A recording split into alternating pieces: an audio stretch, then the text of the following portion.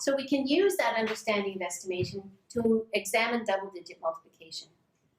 You have an example of this in your little handout, so you can write on it if you want. We look at 45 and recognize that it's 40 plus 5. 37 is 30 plus 7. The first thing we're going to do is take the second digit, the 7, and multiply it times the 5, okay? So that really is 7 times 5. And the answer to that is 35. Did we do any carrying? No, we're just writing down the answer. The second step is we're going to multiply 7 times 40. We know how to do that. The significant digits are 7 and 4. 4 sevens are 28. Put a 0 on the end. That's 280. The next one is multiplying by 30. See that 3 that when we actually do multiplication, we say 3 times 5. But it's not really 3. It's 30, isn't it? So we're multiplying 30 times 5. The significant digits are 3 and 5, which is 15. Put the 0 at the end, we get 150. And lastly, 30 times 40. Significant digits are 3 and 4. That's 12 with 2 zeros on the end. Then we add them up and find the sum in our answer. How is this powerful for kids? It's logical. It's logical. Thank you. Yes, it is. It actually makes sense. Instead of an algorithm that they've been taught where they go 5 sevens are 35, carry the 3, 4 sevens are 28, and 3 is 31, put down the 1, you know. It's not. That does not work. So this is very valuable, especially after they've got those powers of 10 skills under their belts. They just go, oh, I get this. I had a very, very bright math student in my class who once learned this, never did it any other way. Yeah, I probably would separate it with this time in between. Yeah, I would let them feel so totally confident with this and then say, well, you know what, this is not how people normally do it. They do it quickly. And when you're doing the carrying, you don't say carry the 1, you say carry the 10. Okay? And it's in that second column because it's a 10. And they're used to the T's, right? So that, and when you're carrying over to the third place, you're carrying 100 or you're carrying a 200. Double-digit multiplication shortened model is what we call it, right? We already know how to do it. But the difference between just saying this is how we do it is that you're recognizing right here when you are doing the second line where you're doing 3 times 5, right? 30 times 45. Because we're multiplying by 30, we put that 0 at the end and then pretend we're multiplying by 3. Does that make sense to you? So right here, where we're multiplying by 30, we just put that 0 in there and then just do 3 times 45. And that way they don't forget to put those zeros in, you know, and the second, if you are multiplying by 500.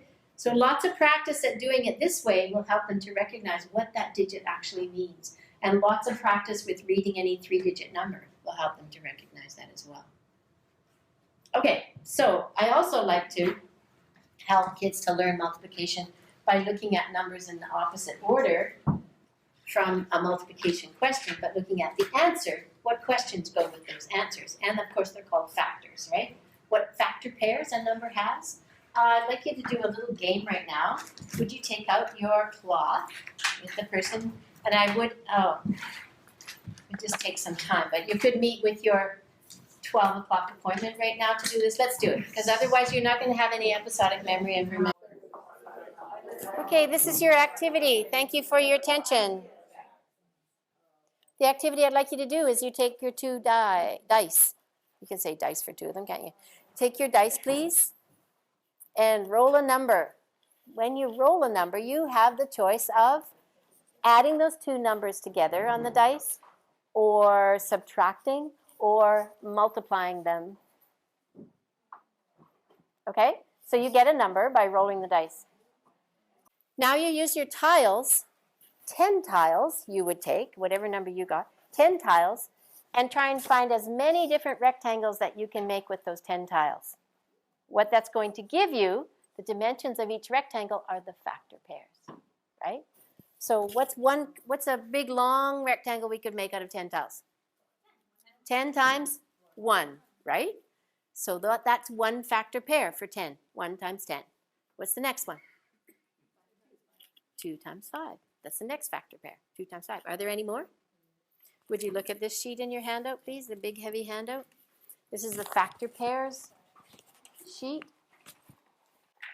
You're not going to give them this whole thing and say, okay, I want you to find all the factor pairs for all these numbers. Another choice you could have would be to cut them into columns and just let them work on some of them. You might do it as a whole class activity inquiry method to find out what factor pairs belong. What's the big help on this sheet? It tells you how many, exactly. It tells you how many. I really came up with this idea myself, and it's been very successful. It's like, oh yeah, but honestly, I didn't come up with it until after I was retired. So, so I'm happy to share it with you so that you can use it before you're retired. If we go 6 and 1, sorry, we can't say 16. Yes, you can. You can do anything you want with those two numbers. Yeah.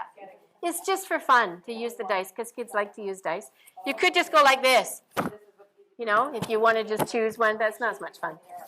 You'll notice that they gave you all the answers to I call them fantastic factors sheets, which is helpful. Especially when they get up to 96. 96 has 6 factor pairs. Kind of fun. Okay, so your challenge then is to take the tiles, because you want to associate it with real hands-on stuff. Use that number of tiles to find out how many different rectangles you can make. Each rectangle giving you, sorry, I covered this. Each rectangle giving you a factor pair. Okay? Does that work for you? Let's everybody do one that's not that long. How about 12? Everybody take 12 tiles, please. And arrange them in as many different rectangles as you can. As you make a rectangle, record the dimensions of the rectangle, the length and the width, in the factor pairs sheet. 12 equals, the first one, we want to do these in order, okay? 1 times 12. What's the next one? 3 times 4, okay? So what you are trying to do is help students to understand the numbers that bigger numbers are made up of, okay?